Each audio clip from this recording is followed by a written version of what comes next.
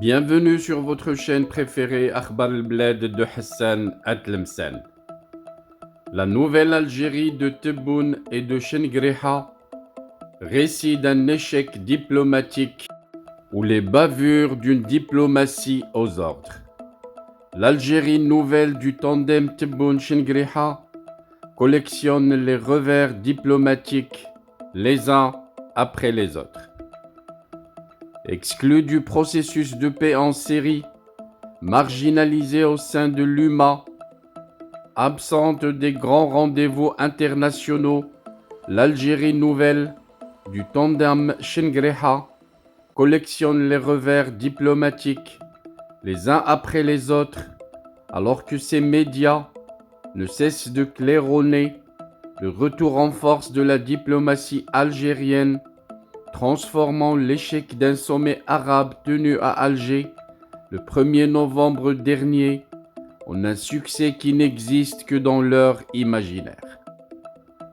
Durant les préparatifs du sommet d'Alger, les dirigeants algériens ne cessaient de crier, à qui voulait l'entendre, que la réunion des chefs des États arabes allait être un succès sans précédent, et sera l'occasion de la réunification des rangs arabes. Le choix de la date du 1er novembre était une manière de jouer sur la corde sensible des peuples et des États arabes qui ont sacralisé la guerre de libération algérienne contre le colonialisme français. C'est ce qui a amené les souverains arabes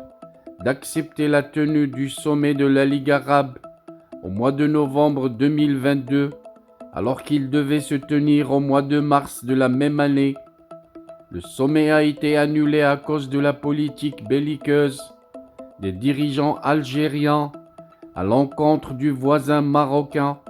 avec lequel ils avaient rompu les relations diplomatiques quelques mois plus tôt et fermé l'espace aérien à tous les aéronefs marocains civils et militaires, en plus du maintien de la fermeture des frontières qui remonte à 1994. En annonçant à grande pompe la volonté du régime d'Alger de faire du sommet de novembre celui de la réunification des rangs arabes, tout en maintenant leur politique hostile à l'encontre du voisin de l'Ouest, les dirigeants des pays arabes ne se sont pas laissés avoir par une diplomatie algérienne recelant énormément de contradictions et manquant de sincérité et d'imagination, malgré l'appel du souverain marocain aux dirigeants des pays du Golfe arabe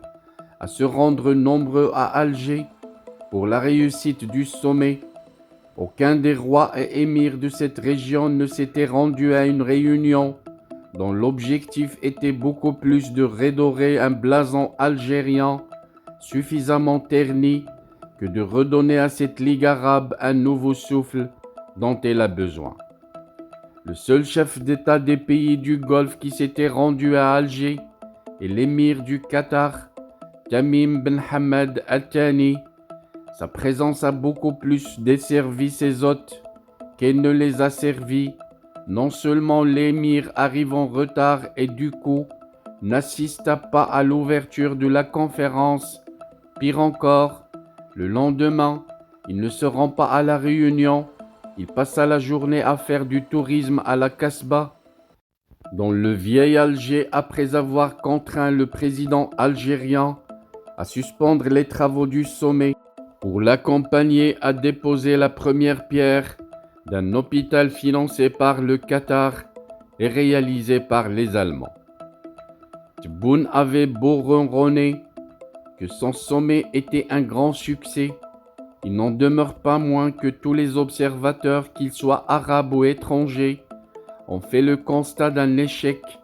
dont le moins qu'on puisse dire qu'il était annoncé,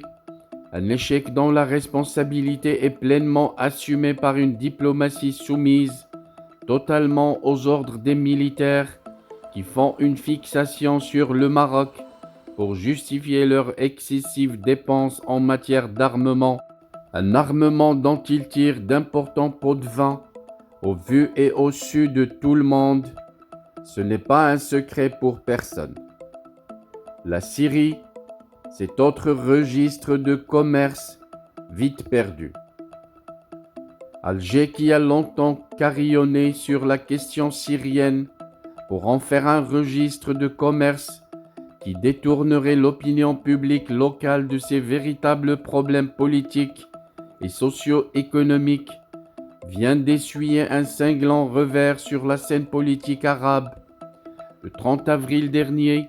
le vice-premier ministre et ministre des Affaires étrangères de Jordanie a invité ses homologues des pays du Conseil de coopération des États des pays du Golfe, d'Égypte et d'Irak pour la tenue d'une réunion consacrée à la crise syrienne qui dure depuis plus de douzaine d'années. Cette réunion s'inscrit dans le prolongement de cette tenue le 14 avril à Riyad, à l'invitation du prince Faisal Ben Farhan Al Saoud, ministre saoudien des Affaires étrangères. Dans les deux réunions, l'Algérie qui exerce la présidence de la Ligue arabe depuis le sommet d'Alger du 1er novembre 2022 est superbement ignorée. Pire encore, au lendemain de la réunion de Riyad, un message a été envoyé par le ministre saoudien des Affaires étrangères à son homologue marocain, Nasser Bourita, pour le tenir informé des résolutions prises au cours de cette réunion. Les oreilles de Tebboune ont vraiment chauffé en apprenant la nouvelle. Non seulement pas un seul pays arabe ne le soutient, ne serait-ce que du bout des lèvres, dans ses belligérances anti-marocaines, mais il pousse le bouchon jusqu'à ignorer la soldatesque algérienne quand il s'agit de jouer sur ce que les Algériens considèrent comme leur plate-bande. Ce sont eux qui ont manœuvré en coulisses et en public pour le retour de la Syrie au concert arabe. Et contre toute attente, ce sont les pays du Golfe avec l'Égypte, l'Irak et la Jordanie qui s'emparent du dossier et se limitent à informer le Maroc sans accorder la moindre attention à l'Algérie qui exerce la présidence de la Ligue arabe. Une véritable raclée pour un pouvoir en quête de légitimité internationale à défaut d'une légitimité sur le plan interne. Sur le plan africain, les choses ne vont pas mieux, ni sur le plan maghrébin, non plus. La récente nomination de la diplomate marocaine Amina Selman comme représentante permanente de l'UMA à l'Union africaine a valu une volée de bois vert à la diplomatie algérienne de la part du Tunisien Taïeb Bakouche, secrétaire général de l'Union maghrébine, sur la chaîne de télévision France 24, lorsqu'Alger, par le biais de son ambassadeur à Addis Abeba, a timidement contesté la désignation de la diplomate marocaine. Pour clore ce tour sur les revers de la diplomatie algérienne, il y a lieu de signaler qu'il a été mis fin dans une discrétion totale aux fonctions de 5 des 7 super diplomates désignés comme envoyés spéciaux sur des dossiers sensibles, alors que leur nomination au mois de septembre 2021 s'était faite en grande fanfare. Leur fin de fonction, qui est un aveu d'échec, a fait l'objet d'une discrète publication au journal officiel du 16 avril dernier. Les deux restants sont Ammar Blani, qui vient d'être nommé secrétaire général du ministère des Affaires étrangères, sans que l'on sache s'il a gardé sa fonction antérieure, celle d'envoyé spécial au Sahara occidental et aux pays du Maghreb, un envoyé spécial qui n'a jamais mis les pieds ni au Sahara, ni dans un autre pays maghrébin depuis sa nomination à ce poste. Il s'était limité à multiplier les déclarations belliqueuses à l'encontre du Maroc